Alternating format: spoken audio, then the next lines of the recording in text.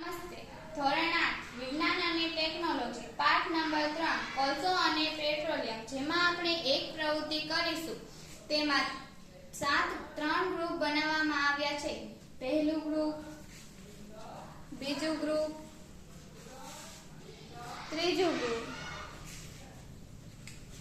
દરેક ગ્રુપમાં 7 વિદ્યાર્થીઓને રાખવામાં આવ્યા છે. પહેલા ગ્રુપમાં પહેલી પેઢીમાં 1 વ્યક્તિ, બીજી પેઢીમાં 2 વ્યક્તિ, ત્રીજી પેઢીમાં 4 વ્યક્તિ, તેમજ બીજા ગ્રુપમાં પહેલી પેઢીમાં 1 વ્યક્તિ, બીજી પેઢીમાં 2 વ્યક્તિ, ત્રીજી પેઢીમાં 4 વ્યક્તિ, તેમજ ત્રીજા ગ્રુપમાં પહેલી પેઢીમાં 1 વ્યક્તિ, બીજી પેઢીમાં 2 વ્યક્તિ, ત્રીજી પેઢીમાં 4 વ્યક્તિ.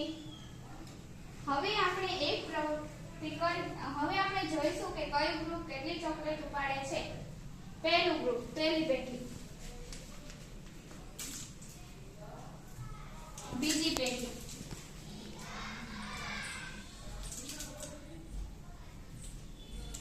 ત્રીજી પેઢી,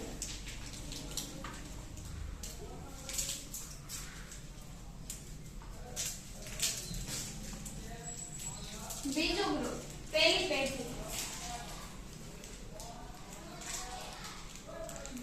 બીજી પેઢી,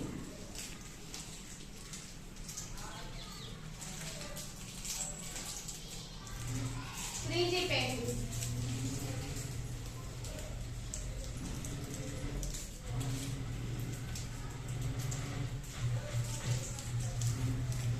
ત્રીજું ગ્રુપ, પહેલી પેઢી,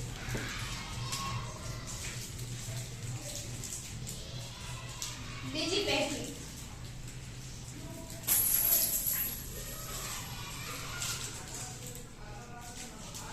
ત્રીજી પેઢી.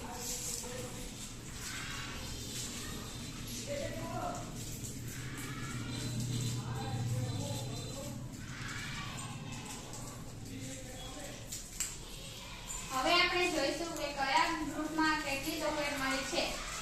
પહેલા ગ્રુપમાં પહેલી પેઢીને 1 ચોકલેટ મળી છે, બીજી પેઢીને 1 ચોકલેટ મળી છે, ત્રીજી પેઢીને 1 ચોકલેટ મળી છે, બીજું ગ્રુપ પહેલી પેઢીને 1 ચોકલેટ મળી છે, બીજી પેઢીને 2 ચોકલેટ મળી છે, ત્રીજી પેઢીમાં માત્ર 2 જ વિદ્યાર્થીઓને ચોકલેટ મળી છે, ત્રીજું ગ્રુપ પહેલી પેઢીને 3 ચોકલેટ મળી છે, બીજી પેઢીને 2 ચોકલેટ મળી છે અને ત્રીજી પેઢીને કાંઈ મળ્યું જ નથી. આ પરથી સાબિત થાય છે કે આપણે કુદરતી સંસાધનનો વિવેકપૂર્ણ ઉપયોગ કરવો જોઈએ, તો જ આવનારી પેઢીને તેનો લાભ